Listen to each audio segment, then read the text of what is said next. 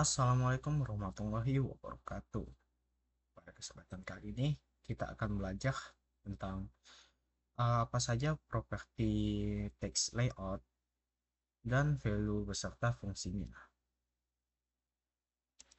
Yang pertama yang kita akan bahas ialah letter spacing. Nah, fungsi letter spacing ialah mengatur jarak antar huruf dalam teks.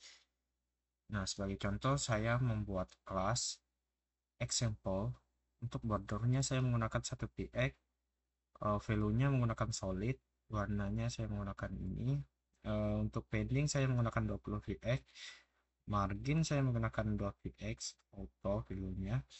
Untuk white saya menggunakan 80%. Nah, di bawah body saya membuat judul contoh penggunaan CSS tag layout, dan di bawahnya saya menggunakan tag div, dan kelasnya tidak lupa example, dan saya membuat deskripsi seperti ini untuk memasukkan ke dalam border. Nah, yang pertama di kelas example kita tambahkan value-nya letter spacing.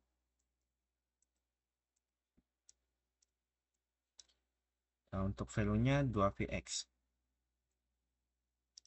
dan hasilnya akan seperti ini.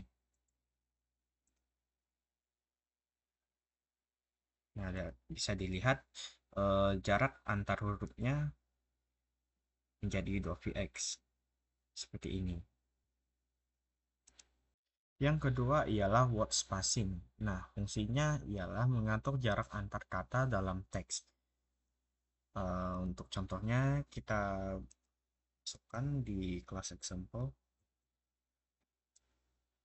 Propertinya seperti ini, dan value-nya saya menggunakan 8px, dan hasilnya akan seperti ini.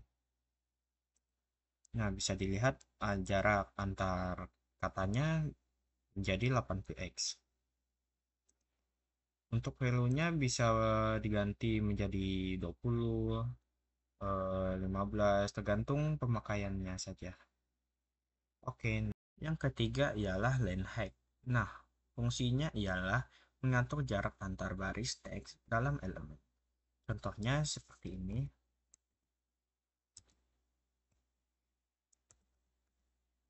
Ini adalah propertinya, dan ini adalah value-nya. Nah, di value-nya bisa berubah menjadi normal ataupun 20px seperti itu. Untuk hasilnya seperti ini.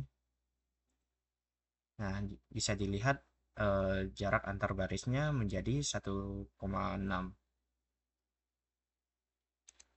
Yang keempat ialah text ident.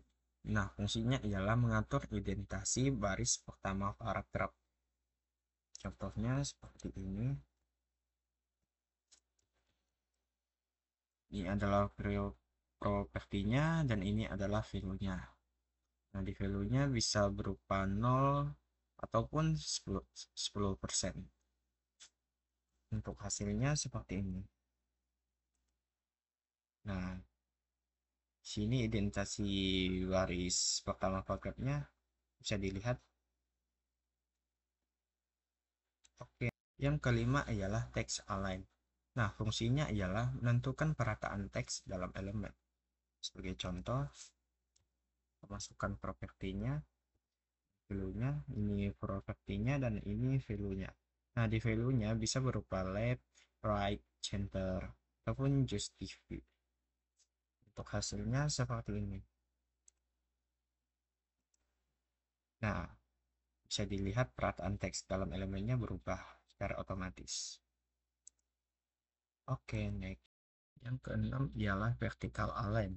Nah, fungsinya ialah mengatur perataan vertikal elemen inline atau cell table. Sebagai contoh, saya membuat kelas baru berupa table container dan table cell seperti ini. Di table cell tidak lupa membuat properti vertical align, dan untuk value-nya middle. Bisa saja diganti menggunakan baseline, top, ataupun bottom, tergantung pemakaiannya saja. Dan di bawahnya saya membuat tag HTML div, kelas table container dan table child, dan di bawahnya membuat teks seperti ini. Ini sebagai contoh saya menggunakan value-nya adalah middle. Jadi saya ganti teksnya menggunakan middle. Terus s dan hasilnya seperti ini. Jadi teksnya berubah menjadi ke tengah di dalam table. Bisa juga diganti menggunakan top, dan di sini ubah menjadi value-nya adalah top, dan hasilnya seperti ini. Jadi teksnya otomatis ke atas. Begitu juga untuk bottomnya, ya kan teksnya menjadi ke bawah. Itu. Yang ketujuh ialah direction. Nah, fungsi direction ialah menentukan arah teks dari kiri ke kanan, kurung LDR atau sebaliknya FTL. Sebagai contoh, saya membuat kelas baru yang judul teks dan propertinya direction, value-nya FTL. Dan di judulnya saya menambah kelas teks, nama judulnya, dan hasilnya akan seperti ini.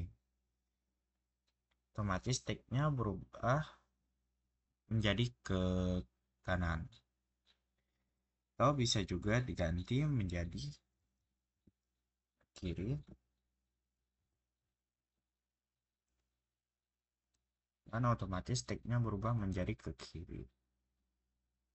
Oke, mungkin itu saja yang bisa dapat saya sampaikan. Lebihnya saya mohon maaf.